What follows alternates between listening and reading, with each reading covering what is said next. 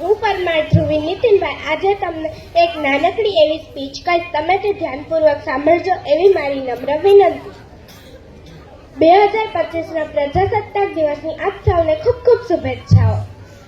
जो अब तक ना खोला वो खून नहीं पानी है, जो अब तक ना खोला वो खून नहीं पानी है, जो देश के काम ना आए वो बेकार जवानी है, वो बेकार जवानी है. આજે આપણે બધા અહીં એક ખાસ દિવસની ઉજવણી માટે ભેગા થયા છીએ જેણે આપણને મજબૂત રાષ્ટ્ર તરીકે આગળ વધવાની તક આપી છે. પ્રજાસત્તાક દિવસ આપણને યાદ અપાવે છે કે આપણે એક જ છીએ અને ભારતીય પરિવારના સભ્યો છીએ.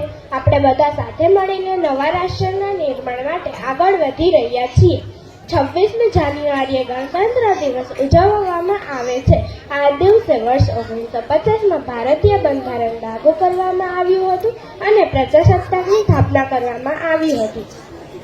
આ દિવસ તે મહાપુરુષોની યાદમાં ઉજવવામાં આવે છે જે મહાપુરુષોએ આપણા દેશને આઝાદી મેળવ્યા પછી પણ આપણા દેશને સમૃદ્ધ મજબૂત ગણતંત્ર બનાવવા માટે કામ કર્યું હતું.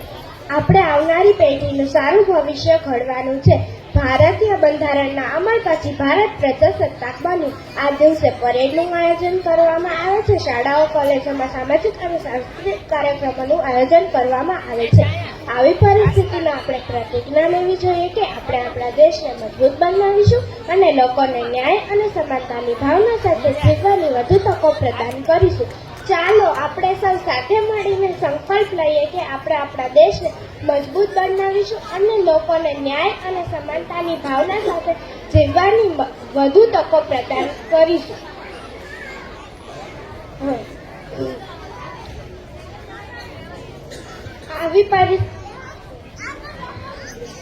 ચાલો આપણે સૌ સાથે મળીને સંકલ્પ લઈએ કે આપણે આપણા દેશને મજબૂત બનાવીશું અને વધુ ઊંચાઈ પર લઈ જઈશું. જય હિન્દ, જય ભારત, ભારત માતા કી જય.